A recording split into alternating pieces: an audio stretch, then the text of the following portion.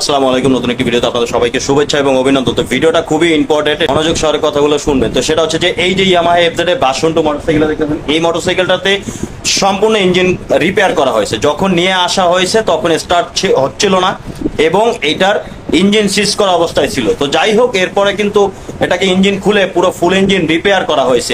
আমাদের এখানে রিপেয়ার করা হয়েছে।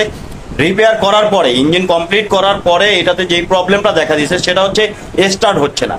তো স্টার্ট যেহেতু হচ্ছে না, এর জন্য কিন্তু ফুয়েল পাম্প চেক করা হয়েছে, ক্লিন করা হয়েছে। ফুয়েল পাম্পের যে প্রেসার সেটাও ঠিক আছে এবং ফুয়েল যে ইনজেকশন আছে, ফুয়েল ইনজেকশন থেকে ফুয়েলের যে সাপ্লাই ফ্লো সেটাও ঠিক আছে। দুইবার করে 3বার করে চেক করা হয়েছে খুলে বারবার, কারণ যেহেতু স্টার্ট নিতেছে না। এবং কারেন্ট সাপ্লাই, যে সবচেয়ে মজার বিষয়, কারেন্ট সাপ্লাই কিন্তু আসতেছে।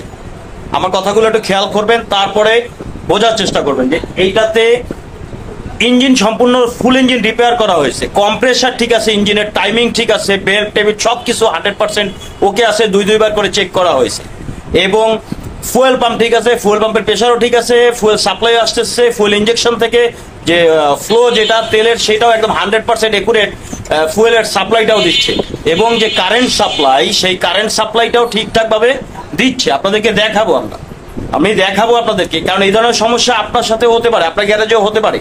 এটা নিয়ে আজকে 3 দিন যাবত পেরেশানিতে, যে কারেন্ট আসতেছে, কিন্তু এমন না যে কারেন্ট আসতেছে না, কারেন্ট আসতেছে, কিন্তু প্রবলেমটা কোথায়? তাহলে কারেন্ট যদি আসে, ফুয়েল পাম্প চলে, তাহলে প্রবলেমটা কোথায়? কারেন্ট যে আসতেছে সেটাও আপনার